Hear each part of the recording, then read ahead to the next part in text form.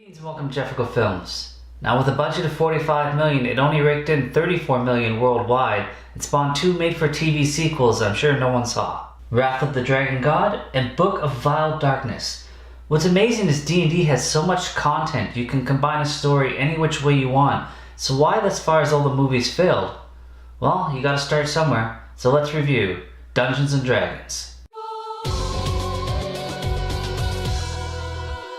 If you're looking at this from a game point of view, each character should bring something to the table, and although they had different abilities, many of them did very little. The biggest story arc was the thief who didn't want to steal anymore because he liked a girl. We lay low, let the whole thing blow over, come back, rob everybody. There's one small problem. Problem? I kinda committed us to find it. Jeremy Irons is a great actor, so when I say he's terrible in this film, know that I'm not blaming him. He has a script to follow and a director to listen to. A director who makes terrible films, and is currently working on a Red Sonja reboot and another D&D movie coming out in 2021 with Ansel Elgort, Baby Driver himself. So I don't blame Jeremy for his over-the-top theater-like acting, it's not his fault. You can run your ladyship, but you'll never run far enough! People who thought Natalie Portman was bad in episode 1, just watch Thora Birch in this as Empress Savina. Citizen of Izmir, whether a commoner or a mage, deserves an equal right for prosperity. And as Empress, this is how I decree Izmir shall be run. And speaking of episode 1, Marlon Wayans plays Jar Jar in this. He acts like he's from present day and he's comic relief that isn't relieving. We do get a small sampling of Tom Baker of Doctor Who fame. He's pretty solid in this. How did you do that? The elven peoples do not require spells to work with magic. You use magic. We are part of it. The two leads were alright in this. Justin Whalen's capable enough, but what really disappointed me was the sword props. It looked like heavily wrapped tinfoil or like cheap plastic. Zoe McKellen was good as Marina the Mage in training, but they wasted a lot of time on her not trusting the group, and there was a lot of cheesiness in this. It really took away from taking any scene's attention seriously.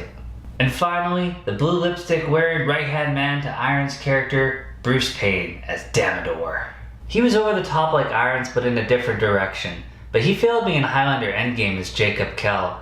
I mean, I'm sure the fight choreography sucked in this, but his same over-the-top mannerisms existed there unnecessarily, and if you can't fight good in a Highlander movie, well, there's no hope for you in this.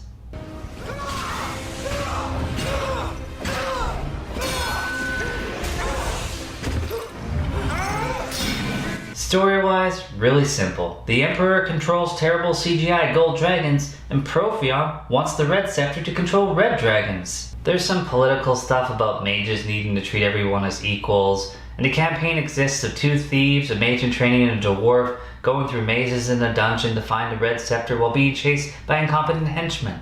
Now here's a small list of some of my issues. The thieves make a lot of noise when they're trying to steal. There's terrible CGI when they could use miniatures, and dreadful dialogue. Come on.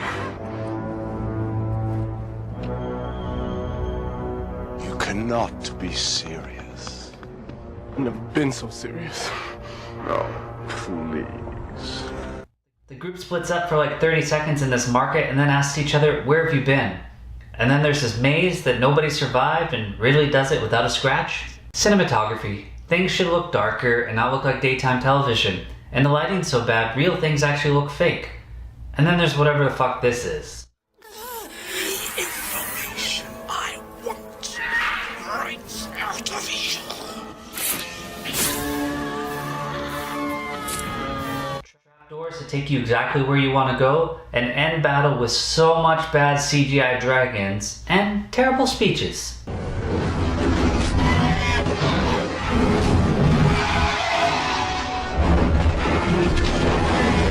One thing I like, and they tease you with undoing it at the end, but there's this almost cool scene where Damodar kills Wayans' character. And it's the only time there's stakes in this movie, and they actually pull it off.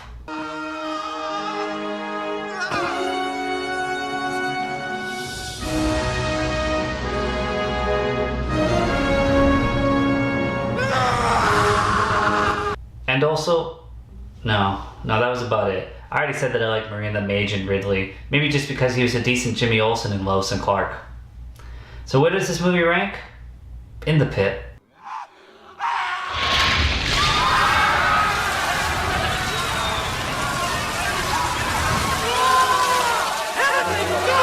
Well, as always, thanks for watching.